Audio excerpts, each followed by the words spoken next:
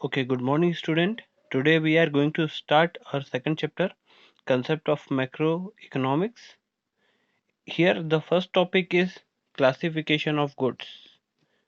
तो classification of goods किस बारे में रहता है? वैसे तो मार्केट में बहुत सारी चीज़ें बनती है। कंज्यूमर्स के लिए इंडस्ट्रियल गुड्स भी होते हैं, जैसे बड़ी बड़ी मशीनरी जो कि कंपनी वाले परचेस करते हैं, हमारे किसी काम की नहीं होती है। छोटे रेफ्रिजरेटर्स हम लोगों के लिए रहते हैं, स्मॉल फ्रिजेस, टेलीविजन्स। पर अगर कंपनी की बात होती है तो कंपनी को बड़े टेलीविजन्स की ज़रूरत पड़ती है मीटिंग्स के लिए, या फिर बड़े रेफ्रिजरेटर्स की ज़रूरत पड़ती है। तो ये बहुत सारे अलग अलग टाइप के प्रोडक्ट्स रहते हैं। कुछ स्कूल्स के लिए रहते हैं, जैसे कि मार्कर्स, डस्टर। तो there are variety of products available in the market. So how do we classify the goods? हम कैसे क्लासीफाई करेंगे गुड्स को अलग अलग कैटेगरी में, वो हम यहाँ पे देखेंगे। यहाँ पर वो क्या कह रहे हैं, countless number of goods are produced and consumed in the economy. These are like shoes and shirts for the school children, machines and tools for the farm and firms, guns and ammunition for the defense forces and ships, airplanes for the tourist, and so on. Different goods shows different characteristics. Broadly, goods are divided in two ways: final good, intermediate goods, consumption good and capital good. आपको ज्यादा ध्यान यहाँ पे देना है, final good किसको कहते हैं और इंटरमीडिएट गुड्स किसको कहते हैं, ये पहला, ये बहुत इंपॉर्टेंट है। Second is consumption good and capital good. ये इतना ज्यादा नहीं पूछा जाता जितना कि final goods and intermediate goods. Okay, अब इसको अपन देखते हैं। ओके, फाइनल गुड्स क्या होते हैं? These are those goods which have crossed the boundary line of the production and ready for use by their final users. Who are the final users? अब यहाँ पर वो बोल क्या रहे हैं, फाइनल गुड्स कौन से होते हैं? ये वो गुड्स रहते हैं जो कि प्रोडक्शन बाउंड्री लाइन क्रॉस कर चुके हैं। प्रोडक्शन बाउंड्री लाइन क्या होती है? कंप्लीट प्रोडक्शन हो जाना, उसको अपन बोलते हैं प्रोडक्शन लाइन की बाउंड्री के बाहर आ जाने वाली चीज, जो कि रेडी टू सेल आइटम होता है। जैसे कि ये पेन, अब ये pen ready to sell item है, ये प्रोडक्शन से बाहर आ चुका है, मार्केट में बिकने के लिए एकदम रेडी है।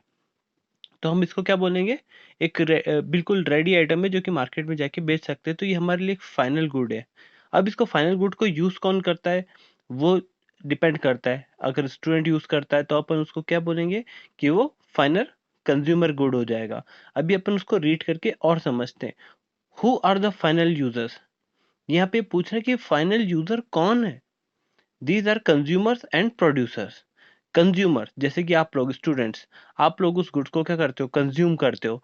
कंज्यूम करते हो यानी कि यूज करते हो, वो आपको सेटिस्फाई करता है, आपको जरूरत है, आपने पेन खरीदा, आपने उससे लिखा, यानी कि डायरेक्टली आपकी वांट को सेटिस्फाई कर रहा है, तो वो कंज्यूमर के लिए है।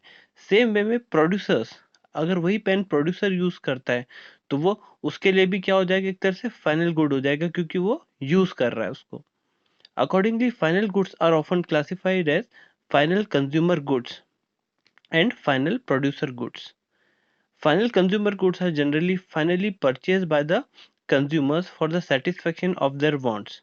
Final producer goods are finally purchased by the producer and are generally used as a fixed assets in the process of production. अगर गुड्स को कोई कंज्यूमर बाय करता है तो उसको क्या बोलते हैं, फाइनल कंज्यूमर गुड्स। और अगर प्रोड्यूसर बाय करेगा उसको क्या बोलेंगे, final producer goods.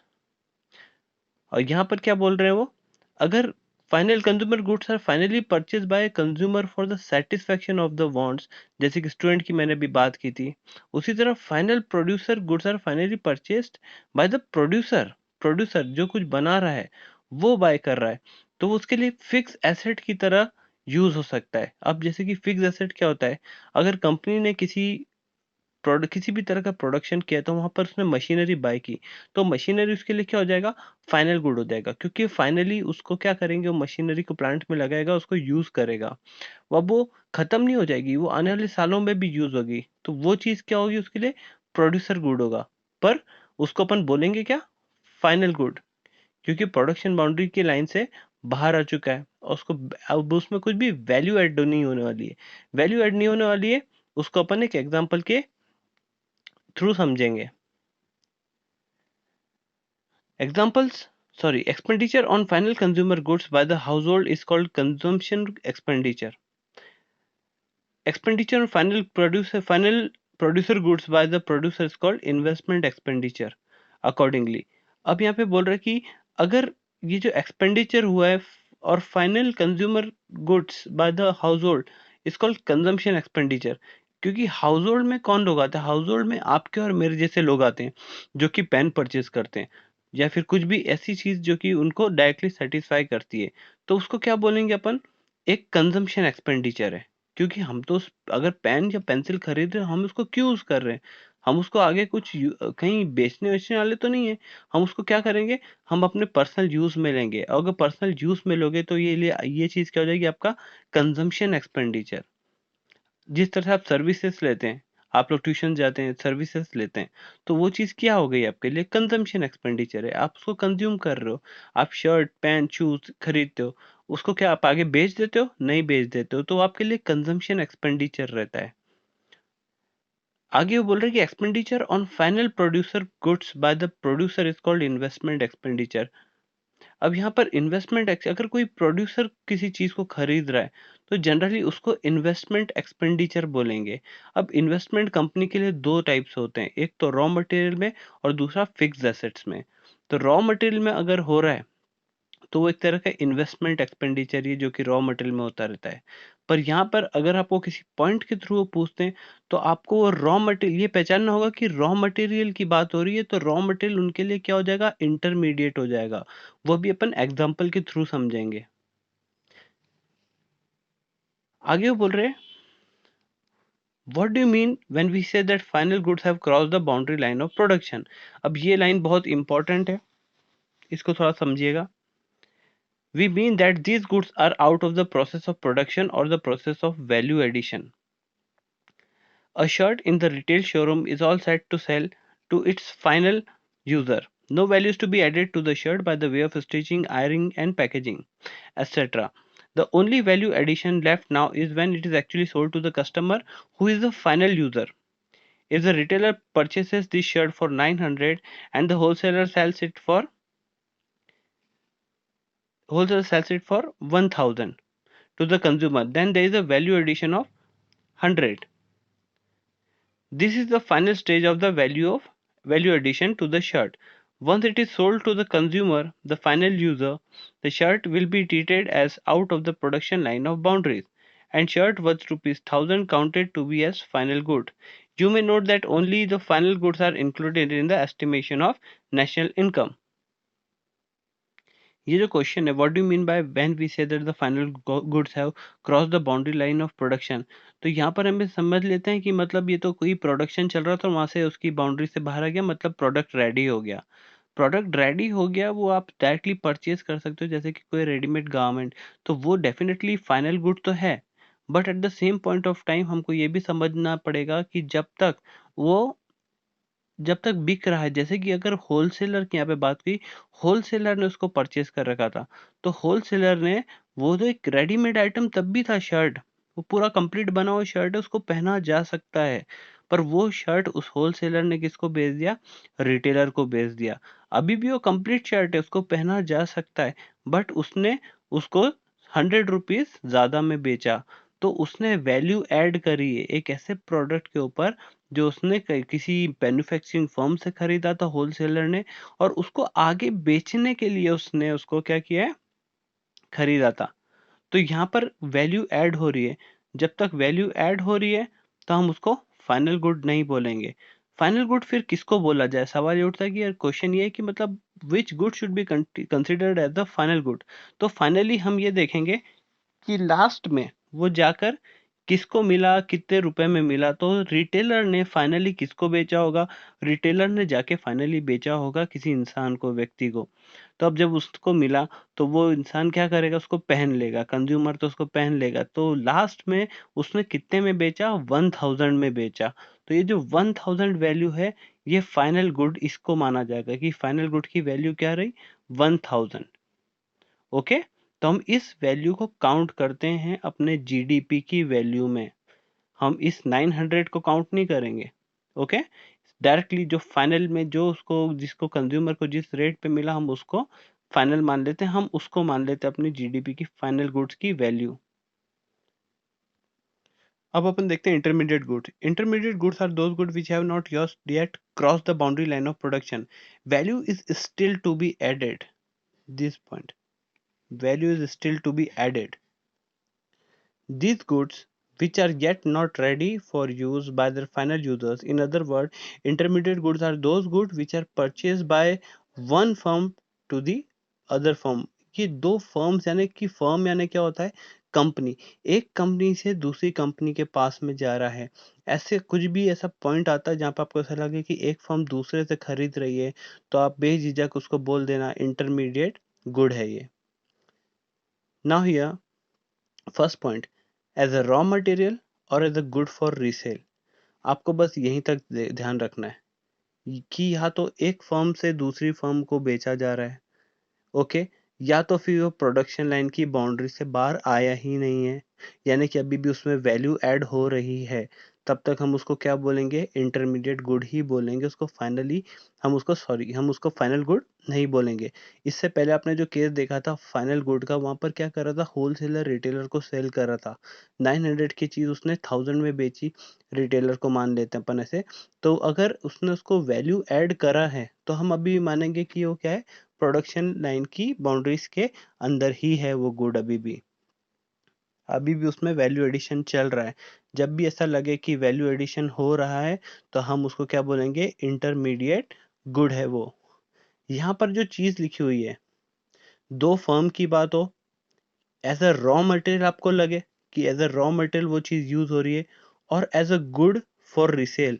As a good for resale जैसे कि होलसेलर ने खरीदा, तो उसने खुद पहनने के लिए थोड़ी खरीदा, उसने तो रिटेलर को बेच दिया, तो उसने उसको खरीदा और उसको आगे बेच दिया, तो उसने रिसेल के लिए खरीदा। अगर आपको किसी भी पॉइंट में वो पूछते हैं सीबीएसई बोर्ड में कि इस पॉइंट पे बताओ इंटरमीडिएट गुड है कि फाइनल गुड है, अगर एक मोबाइल मोबाइल डीलर है, उसने मोबाइल परचेस किया, जैसे कि एक पॉइंट मैं आपको बताता हूँ, mobile purchase by mobile dealer. एक मोबाइल डीलर ने क्या किया, मोबाइल परचेस किया, तो आपको दिमाग में क्या रखना है कि मोबाइल डीलर खुद यूज तो करेगा नहीं मोबाइल को, वो तो आगे बेचने के लिए करेगा, तो वो उसके लिए क्या होगा, रिसेल करने के लिए वो उसको बाय कर रहा है, तो रिसेल करने के लिए बाय कर रहा है, तो आप उसको बोलोगे कि वो इंटरमीडिएट गुड है। अपन यहाँ के एग्जाम्पल भी देख लेते हैं कि यहाँ पे क्या बात हो रही है। Shirt purchase by firm X from firm Y. अब यहाँ पे कोई कंपनी है एक्स और उसने किसी वाई कंपनी से बाय किया, मतलब दो फर्म के बीच में बात हो रही है कि एक दूसरे से बाय कर रहे हैं, वाई एक्स फर्म से बाय कर रहा है, तो बाय कर रहे दो कंपनी के बीच की बात हो रही थी, तो वो इंटरमीडिएट गुड्स है। Because value is to be added, जाहिर सी बात है, एक कंपनी दूसरे को बेचेगी, मान लो 100 रुपए का शर्ट है, तो दूसरी कंपनी को क्या 100 रुपए में ही बेचेगी, तो आप बोलोगे नहीं सर, वो भी तो पैसा कमाएंगे, वो भी तो प्रॉफिट ऐड करेंगे, 100 की चीज हो सकता है 200 में बेचें, 100 रुपए तो कमाएं, तो वहां पर वो क्या हो जाएगा, एक्चुअली वैल्यू तो ऐड हुई, 100 की चीज बेची 200 में, 100 रुपए ऐड हुआ, वैल्यू एडेड होता हुआ दिखा मुझे, समझ में आ रहा है, तो ये चीज क्या हो जाएगी, इंटरमीडिएट गुड। लाइकवाइज ऐसे ही, wood purchase by a carpenter, कोई कारपेंटर होगा फर्नीचर बनाने वाला, a timber merchant, wood merchant जो फर्नीचर्स बनाते हैं, for making chairs is an intermediate good. अब वो वुड परचेस कर रहा है, तो वुड परचेस क्यों कर रहा होगा वो, क्योंकि वो एक कारपेंटर है, वो तो उससे चेयर्स बनाएगा, टेबल्स बनाएगा, उसको बेचेगा, तो वुड उसके लिए क्या हुआ, raw material for making chairs. Value is to be added to the wood by converting into chairs. जब वुड खरीदा होगा हो सकता है 1000 का, पर उससे जब उसने चेयर्स बनाई, 5 चेयर अगर उसने मान लो उससे बनाई है, तो वो 5 चेयर्स को बेचेगा तो ज्यादा में ही बेचेगा, कुछ वैल्यू ऐड होगी वहां पर, तो इसलिए ये चीज क्या हो जाएगी, वुड उसके लिए क्या है, इंटरमीडिएट गुड है। और ऐसी अगर मैं बोलूं कि आप लोग अगर, चलो आप और मैं वुड खरीद के लाए और घर पे खाना बनाने वाले हैं, तो आपने उस वुड को काटा और अपन ने उससे खाना बनाया, तो आपके लिए वो क्या हो गया, फाइनल गुड हो गया कि इंटरमीडिएट गुड हो गया।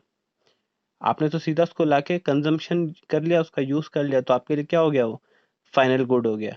ओके, आप बोलोगे सर ये कैसे हो गया, अभी तो यहाँ पर ये इंटरमीडिएट था गुड, आप बोल रहे हो वो फाइनल गुड हो गया। तो फाइनल गुड क्यों हो गया, क्योंकि वहां पर इस्तेमाल करने वाला फाइनल एंड यूजर आप थे, और आपको सिर्फ कंजम्पशन करना था, आपने उसमें कोई भी वैल्यू ऐड नहीं की है, इसलिए वो फाइनल गुड है। जब वैल्यू ऐड होना बंद हो जाती है तो फाइनल गुड बन जाता है। Okay, now value of intermediate goods ultimately becomes a part of the value of final goods. अब यहाँ पे क्या बोल रहे हैं कि जो इंटरमीडिएट गुड्स है, तो वो अल्टीमेटली फाइनल गुड्स का पार्ट बन जाता है, कौन सा, वैल्यू। इंटरमीडिएट गुड्स की वैल्यू किसके गुड की पार्ट बन जाती है? फाइनल गुड की। जैसे कि यहाँ पे example, when a carpenter buy wood worth rupees 10,000 and convert it into chairs for 20,000, then the value of chairs include the value of the wood। ये जो 20,000 की कुर्सियां बेची उसमें डेफिनेटली ये 10,000 की जो लकड़ी उसने खरीदी थी उसकी वैल्यू उसमें ही तो ऐड है। एक तरह से ये बेचा तो उसने वो वैल्यू भी तो निकाल ली, मार्केट में जो बेचा तो ये पैसा भी तो निकल आया उसका, क्योंकि इसी 20,000 में ये 10,000 वैल्यू भी मिली हुई थी। उसने एक्चुअली जो वैल्यू ऐड की है वो सिर्फ 10,000 है।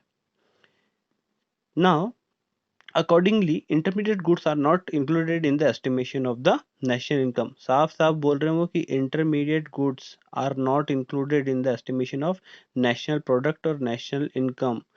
नेशनल इनकम में हम इंटरमीडिएट गुड्स की वैल्यू नहीं काउंट करते हैं। तो यहाँ पर नेशनल इनकम कैलकुलेट करते टाइम जब आप जीडीपी निकालते हैं और उस या तो फिर अपन नेशनल इनकम निकालते हैं या तो डोमेस्टिक इनकम या नेशनल इनकम, जो मैं आगे आपको बताऊंगा क्या होती है, तो उसमें बस ये ध्यान रखना कि किसी भी तरह के इंटरमीडिएट गुड्स की वैल्यू हम इसमें काउंट नहीं करेंगे। Otherwise there will be a duplication in the estimation of national product called double counting. नहीं तो क्या गलती हो जाएगी, हमसे डबल काउंटिंग की गलती हो जाएगी। ये भी कई बार पूछा जाता है कि डबल काउंटिंग क्या होती है वैल्यू एडिशन मेथड में, तो आप इसको भी मार्क करके रखो कि डबल काउंटिंग क्या होती है। मैं भी आपको बता दूंगा क्या होता है। Counting the value of good more than once, एक ही चीज की वैल्यू को दो बार काउंट कर लेना। इसको एक एग्जांपल के थ्रू समझेंगे हम। ओके, ये मेरा मन से बना हुआ एक एग्जांपल है।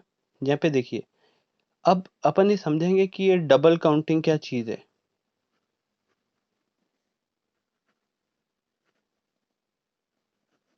डबल काउंटिंग कब हो जाती है?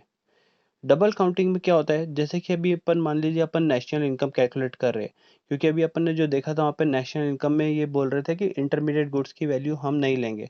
तो हम यहाँ पे देखते हैं कि एक किसान है, फार्मर है, एक आटा चक्की है, फ्लोर मिल है, वो बेकर को फ्लोर बेचती है, वो ब्रेड बनाता है। ओके, फ्लोर मिल तो आटा बनाएगी और फार्मर क्या उगाता है? गेहूं। ठीक है, और फिर फाइनली ब्रेड कौन खरीदेगा? कंज्यूमर। अभी जैसे कि अपन फार्मर के पास गए और हमको तो वैल्यू दिखा देखनी है कि मतलब जोड़ना है पड़ेगा वैल्यू को, क्योंकि एक्चुअली जब आप नेशनल इनकम निकालते हो तो एक्चुअली आप वैल्यू ऑफ गुड्स निकालते हो कि किसने कितने रुपए के गुड्स बनाए और उसको ऐड करते हो। आप फार्मर के पास गए, आपने फार्मर को बोला कितने के बनाए, उसने बोला आपको कि मैंने 100 रुपीज के गुड बनाए। ठीक है, आपने बोला ओके। आप फ्लोर मिल वाले के पास में गए, फ्लोर मिल वाले को आपने पूछा कि आपने कितने के बनाए, तो वो बोलेगा मैंने 200 रुपीज के बना के बेचे हैं, आटे को मैंने 200 रुपीज में बेचा है। आप बेकर के पास गए, उसने आपको बोला कि मैंने 300 रुपीज में आगे ब्रेड बेची है कंज्यूमर को, कंज्यूमर 300 रुपीज में लेकर चला गया घर। ठीक है, नाउ हम लोग ने देखा कि ठीक है, सबके हम डेटा लेकर आ गए हैं, किसने कितने कितने के गुड्स बनाए, बस अब इसको जोड़ना ही तो है। तो आपने देखा ये 100, ये 200 और ये 300, टोटल हो गया 600। तो 600 रुपीज हमारी जीडीपी हो गई। हमने बोल दिया कि यार ये नेशनल इनकम आ गई अपनी, चलो जीडीपी। अब ये जो चीज हो गई यहाँ पे, अब सर डबल काउंटिंग की गलती हो गई। आप बोलोगे सर डबल काउंटिंग की गलती कैसे हो गई? ये जो 200 था, एक्चुअली इस फार्मर ने जब इनको बेचा तो इसने 100 रुपीज में इसको बेचा था। किसको? फ्लोर मिल वाले को। तो इसने जो ऐड की वैल्यू, इसने डेफिनेटली 100 रुपीज ही वैल्यू ऐड करी थी।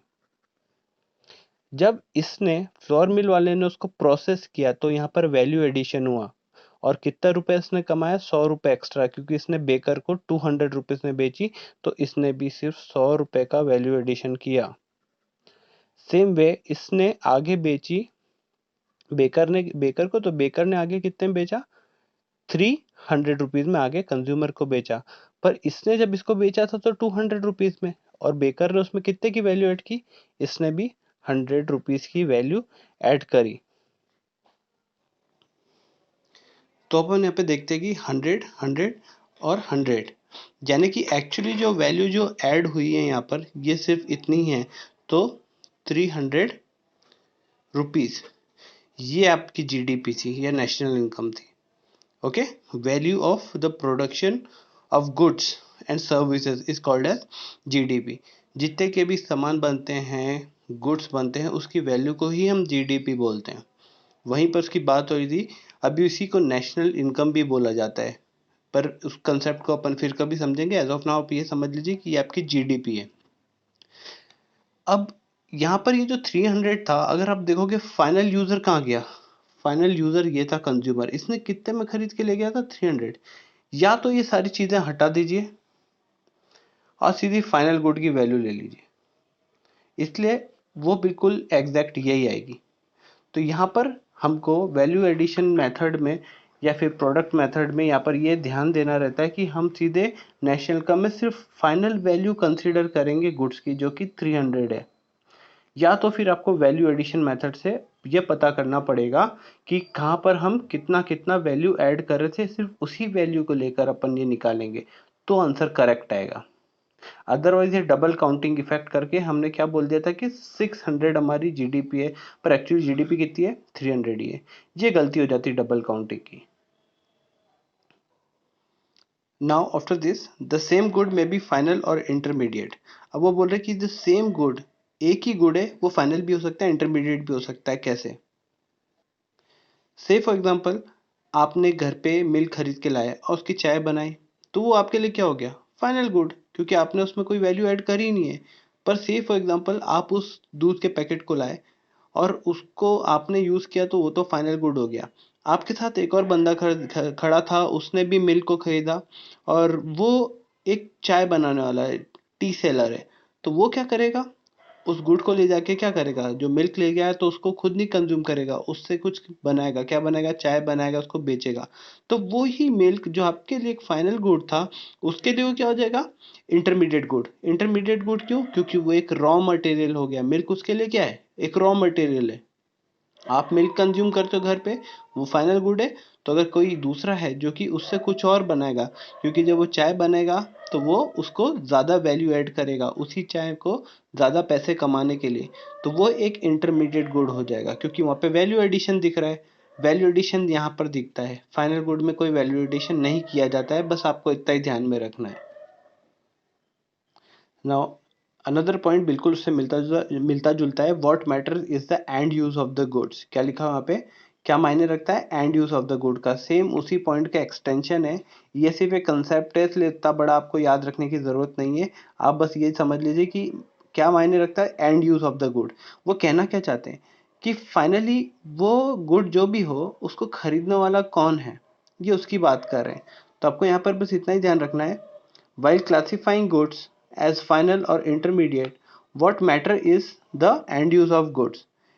You are to check what end use a good is put to. Finally उस गुड का क्या हुआ, आपको बस इतना ही ध्यान रखना है। If it is use by the producer as a raw material, it is to be treated as intermediate good. अगर उस गुड को कोई प्रोड्यूसर यूज कर रहा है, जैसे कि चाय वाले ने मिल्क को चाय बनाने के लिए यूज किया, तो उसके लिए इंटरमीडिएट गुड था। Also if it is purchased and resold by the producer, अब उसको अगर कोई परचेज कर रहा है, उसको आगे सेल करेगा, आगे बेच देगा। जैसे कि जिस आप डेयरी वाले से लाए थे, उसने भी मिल्क किसी से परचेज किया होगा, अब वो खुद थोड़ी पिएगा मिल्क, तो उसने आपको बेच दिया, तो रिसेल किया, तो वो उसके लिए क्या है, उसके लिए भी इंटरमीडिएट गुड ही है। ओके, क्योंकि उसने भी वैल्यू ऐड करी, जब आपको दिया तो उसने भी उसमें कुछ वैल्यू ऐड करी होगी। ओके, तो it is to be treated as intermediate good. But if it is used by the producer as fixed assets like tractor used by the farmer, it is to be treated as final good। अगर कोई उसको tractor को use कर रहा है, जैसे कोई किसान है और ट्रैक्टर को यूज कर रहा है, तो उसके लिए क्या हो गया, एक तरह का इन्वेस्टमेंट हो गया। अगर कोई ऐसा महंगा गुड है जो कि काफी हाई वैल्यू रखता है, जैसे कि ट्रैक्टर काफी लाखों का आता है, तो वो जो चीज है वो एक फाइनल गुड की तरह ली जाएगी, क्योंकि एक किसान के लिए उसका इन्वेस्टमेंट हो जाएगा, वो उसके लिए फिक्स एसेट है। जैसे कि किसी कंपनी में एक बड़ी मशीनरी हमने लगाई, इंस्टॉल की, तो वो एक फिक्स एसेट है और वो एक फाइनल गुड होगा। जब भी कोई इन्वेस्टमेंट होता है तो वो एक फिक्स एसेट रहता है, ये याद रखना। और उसको अपन क्या बोलेंगे, फाइनल गुड। अब इसका एक एग्जांपल मैं आपको बताता हूँ। जैसे कि आपने कार खरीदी एक, कार परचेज बाय यू। अगर आपने कार खरीदी तो आपके लिए क्या हो गया, फाइनल गुड, क्योंकि आप उसमें कोई भी वैल्यू ऐड नहीं करने वाले हो। और वही चीज अगर कोई टैक्सी ड्राइवर खरीद रहा है तो उसके लिए क्या होगा, फिक्स एसेट, इन्वेस्टमेंट है उसके लिए, तो उसके लिए भी वो फाइनल गुड ही है। ओके, ये चीज ध्यान में रखना, उसके लिए भी वो फाइनल गुड ही है। पर अगर कुछ ऐसा रॉ मटेरियल रहता है, किसी भी तरह का रॉ मटेरियल, वो अगर यूज होता है किसी फैक्ट्री में, तो आप उसको क्या बोल दोगे सीधा, वो क्या है, इंटरमीडिएट गुड है वो, इंटरमीडिएट गुड्स। ओके, यहां पर आपको बस इतना ही ध्यान रखना है। Now let us see at the difference intermediate goods and final goods. This goods remain with in the boundary line of production. ये गुड्स क्या होते हैं, बाउंड्री लाइन ऑफ प्रोडक्शन के अंदर ही माने जाते हैं, and are not ready for use by their final users.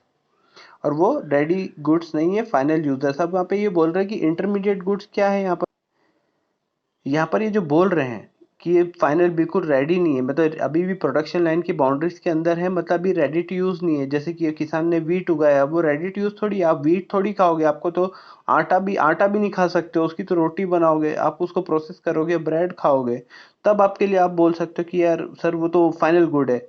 अभी वहां तक जब तक वो रॉ है उसको आप इंटरमीडिएट गुड ही बोलोगे। पर हर केस में ऐसा नहीं होता है। क्यों नहीं होता है, क्योंकि अगर ब्रेड मेकर ने उसको आगे बेचा है, ठीक है, तो वो चीज क्या हो गई थी, जाके जब वो फाइनली किसी उसके पास गई थी कंज्यूमर के पास में, तो फाइनल गुड हुई थी। तो जरूरी मायने नहीं रखता कि मतलब इंटरमीडिएट गुड है। तो अब मान लो हीरो होंडा टायर्स तो बनाता नहीं था, वो एमआरएफ कंपनी से खरीदता था। अब जो टायर है वो तो रेडी रेडी आइटम है, वो कुछ ऐसा तो है नहीं कि आप उसको यूज नहीं कर सकते। पर वही टायर अगर आप शॉप से खरीद के आप लाते हो, तो आपके लिए वो क्या हो जाएगा, फाइनल गुड हो जाएगा।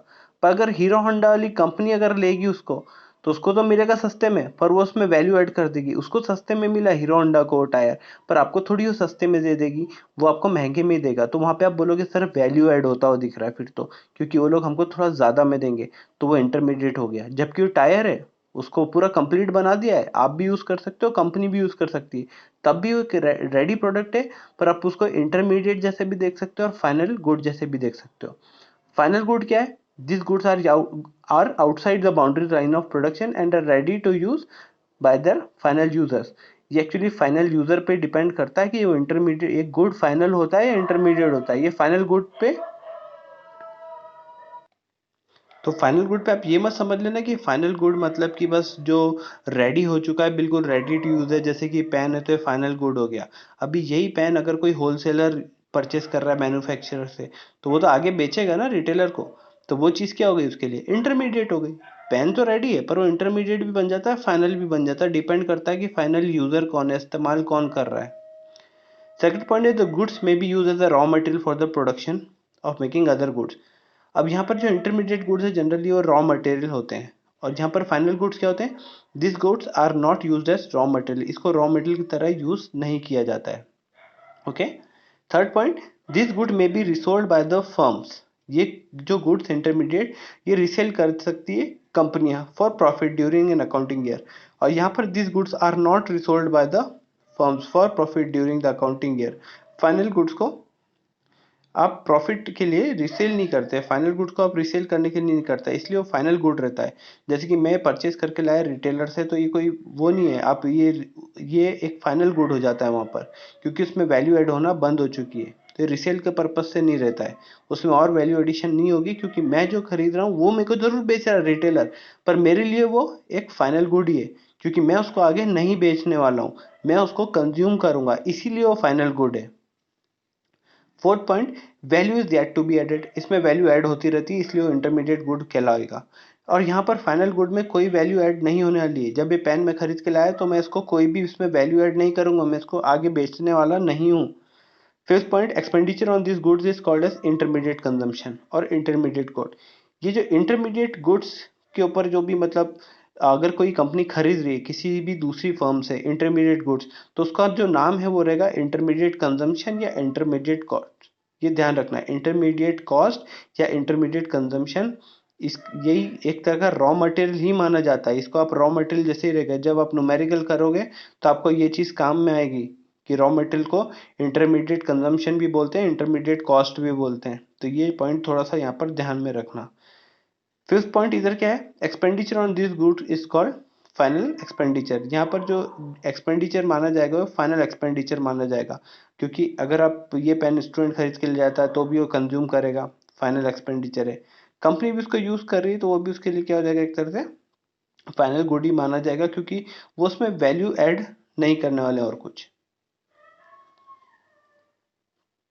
These goods are not to be included in the estimation of national product और national income। ये नेशनल इनकम में नहीं आते हैं और ये नेशनल इनकम में काउंट किए जाते हैं। बस आपको यहाँ पर इतना ही ध्यान रखना है। अब अपन देखते हैं कंजम्पशन गुड्स और कंज्यूमर गुड्स क्या होते हैं। पहले अपन देख लेते हैं कंजम्पशन गुड्स क्या होते हैं। तो ये दोनों कंजम्पशन और कंज्यूमर गुड एक ही होते हैं। अब यहाँ पे किस किस टाइप के होते हैं, durable goods, semi durable good, non durable goods और एंड नॉन मटेरियल मतलब सर्विसेज। देखो मार्केट में दोनों टाइप की चीज़ें बेचते हैं। देखो गुड्स भी होता है और सर्विसेज, ये दोनों ही चीज़ें मार्केट में रहती है। तो इसलिए उन्होंने सर्विसेज को भी एक लास्ट क्राइटेरिया में डाल दिया, क्योंकि कंज्यूमर सर्विसेज भी लेता है, जैसे कि banking service, insurance service, investment services, है ना। तो वो सर्विसेज भी एक तरह का गुड ही है, ठीक है। जबकि वो इनविजिबल होती है, then also it is considered as good.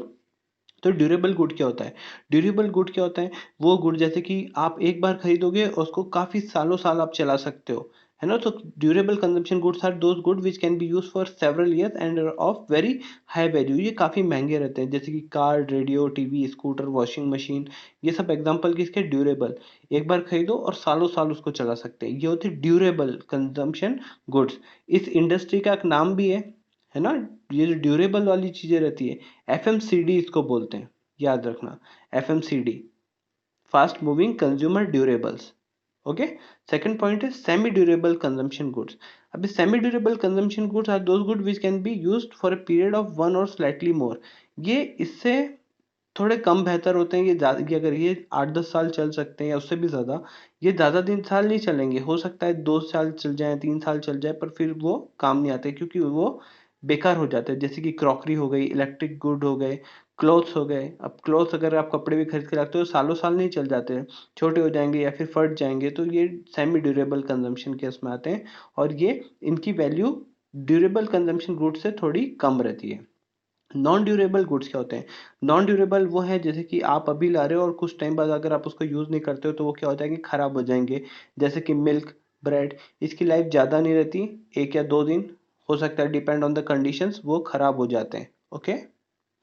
Last is services. Services are those non material goods which are directly satisfy the human wants, जो डायरेक्टली ह्यूमन वांट्स को सेटिस्फाई कर देती है। A few examples are, doctor की service हो गया, lawyer की service हो गया, है ना। तो ये ऐसी चीजें होती है जो कि ह्यूमन पॉइंट्स को सीधा डायरेक्टली सेटिस्फाई करती है। कोई नौकर है, आपको नौकर की सर्विस ले रहे हो, तो ये चीजें भी आपको सेटिस्फाई करती हैं। पर ये नॉन मटेरियल गुड्स होती है, ये कोई गुड्स नहीं है, एक सर्विस है, इनविजिबल है। Okay, now capital goods. Capital goods are fixed assets of the producer.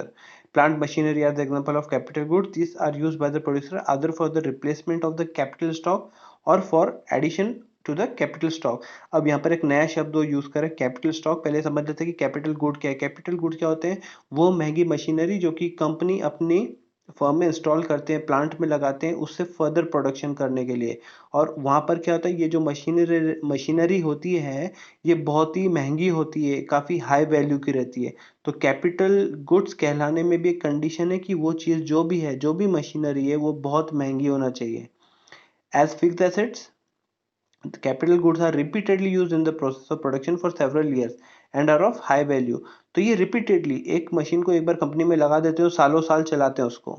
Even nut and bolts are use for the several year but these are not capital goods. Nut and bolts ये भी देखा जाए तो ये भी सालों साल use हो रहा है उसमें, बट वो जो चीजें हैं आप उसको कैपिटल गुड नहीं बोल सकते क्योंकि वो हाई वैल्यू की नहीं रहती है। तो हाई वैल्यू की चीज नहीं है इसलिए आप उसको कैपिटल गुड्स नहीं बोलेंगे। ओके। यहाँ पर बस ये हाई वैल्यू वाला कंसेप्ट आपको याद रखना। अभी कैपिटल स्टॉक क्या है, आपको बस यहाँ तक ध्यान रखना है और यहाँ तक इसको मार्क कर लेंगे, लो वैल्यू तक। ओके। तो कैपिटल स्टॉक क्या चीज है, इसको समझते हैं अपन कि कैपिटल स्टॉक होता क्या है। ओके। अब अपन देख लेते हैं, यहाँ पर दो पॉइंट्स की बात की थी, replacement of capital stock and addition to capital stock. तो कैपिटल स्टॉक होता है क्या है, जैसे कि मेरा एक प्लांट था, मेरी कंपनी, वहाँ पर 3 मशीनरी M1, M2, M3, ये 3 मशीनरी मैंने इंस्टॉल कर रखी मेरी कंपनी के अंदर। अब क्या हुआ, मैंने उसको 10 साल तक चलाया। अब ये जो M3 इसकी हालत काफ़ी खराब हो चुकी है, तो मैं इसको वापस खरीदना चाहता हूँ, कुछ साल बाद मैं वापस खरीदना चाहूँगा उसको। तो मैं क्या चार्ज करता हूँ उसके लिए? डेप्रिशिएशन। डेप्रिशिएशन अपन चार्ज करते हैं। तो डेप्रिशिएशन चार्ज क्यों किया जाता है? ताकि आप फाइनली वो जो खराब हो चुकी मशीनरी उसको बेचो और उसकी जगह नई मशीनरी मार्केट से खरीद लो। तो अब यहाँ पर अपन ने क्या किया, उस कैपिटल स्टॉक को, अभी कैपिटल स्टॉक क्या चीज़ है? ये मेरे पास कैपिटल स्टॉक है 3 मशीनरी का, ये मेरा कैपिटल स्टॉक है। मेरी कंपनी में मैं इसको मेंटेन करना चाहता हूँ, इसलिए मैं डेप्रिशिएशन चार्ज करता हूँ, ताकि मेरी प्रोडक्शन कैपेसिटी नीचे नहीं आ जाए। अगर किसी वजह से मैं डेप्रिशिएशन चार्ज नहीं करूं, तो यहां पर क्या हो जाएगा?